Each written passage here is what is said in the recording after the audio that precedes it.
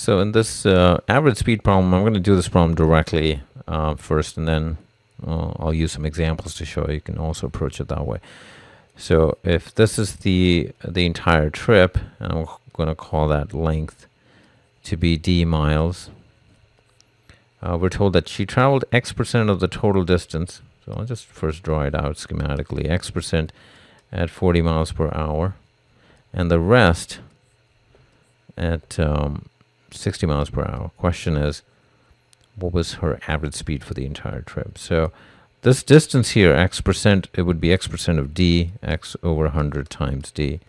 And that remaining distance would be d minus X over 100 times d. That she traveled at 60 miles per hour. Now, all average speed problems, you compute the average speed as the total distance traveled divided by total time. That's the expression you should always use. So total distance here is d. So that's the easy part. Now we have to find the time for each segment. We know the average speed. We know the distance. So in general, distance is rate times time. So we need to find the time, which is distance over rate. So here the distance is that. And I'm going to just write it xd over 100. And we divide it by the rate, which is 40. And then for this segment here, it would be d, and I'm actually going to factor out the d here. 1 minus x over 100. We'll see if that helps. And then divide this by 60. So that's the expression I need to simplify. I know the d's are going to cancel out, because you see the answers don't have any d in it.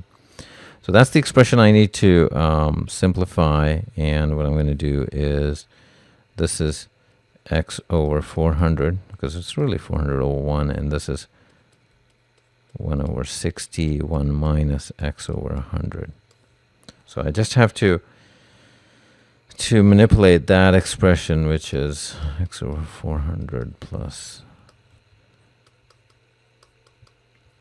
I'll rewrite this piece as 1 over 60, 100 minus x over, well, this is 100 here. Let me just make sure I'm not making a mistake here. Yeah, that's fine.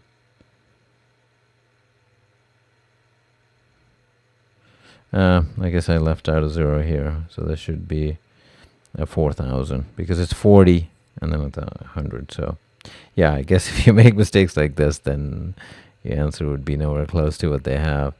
And the reason that triggered the fact that I noticed that mistake was that I was going to get a 6,000 here and I had a 400, so I knew something was off.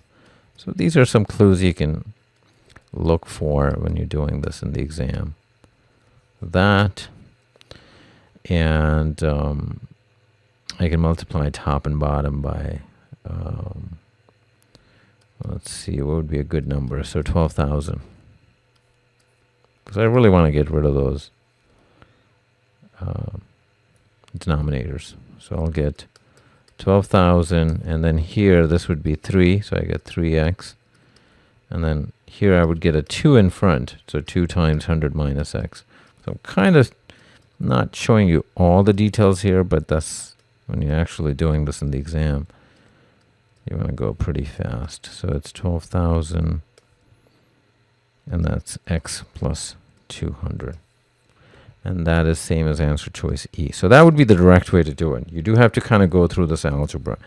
Now, the other approach would be to actually use examples. I mean, you would pick a value for x. You could pick x as 50. I believe that might work in this problem. And then you say the total distance. You do have to pick a nice number. I would pick, so if I do 100 miles, that's not a good one, because it would be 50, 50. Well, I guess let's just pick that. 50 miles here, 50 miles here. And then the total distance is 100 miles, and I need to find the time for each leg. So the time here would be 50 over 40, and here would be 60. Not 60. Distance is still 50. 50 over 60. And that I can factor a 50. So So there's still some work to be done. And then this is 40 plus 60 times 40 times 60, which this is going to go in the numerator. So yeah, this is a harder problem because still some work has to be done. So then I get 48. So now, when x is 50, I need to get an answer of 48. Then you'd go through all the answer choices, and I'll do that because this is kind of what's called the plug-in approach. I mean, there's still work to be done here, unless you get lucky. And we know the answer is E here, so it's just a matter of luck where you start and whether the answer is. So that's 110 over 4, which is clearly not 48. So we know A and B are out. C is 300 minus 50 over 5, which is 50. So that one doesn't work either. D. So yeah, this is a little bit painful, as you can see. 600 over 65. So here I know that this is, 13 times 5. So it's not going to give me 48 because it's exactly 48. But you'll see that this number is about 10. So that's another way you could do it. And then the last one is 12,000 over 50 plus 200, which is 250. And then 25 goes into 104 times, so 12 times 4 is 48. So that is indeed the answer. So that's the other option, to do it this way. I'm actually surprised that they didn't put an answer or made up another answer choice that would have given 48, because that's what I know I would expect most students to do that. So I would put another choice, and that's actually often the case. They didn't do it in this particular problem. But either way, you can use the specific examples like I did here, still some work, or the direct algebraic approach. You'd have to be very comfortable with doing this manipulation at a decent pace. So to recap, the answer is choice E.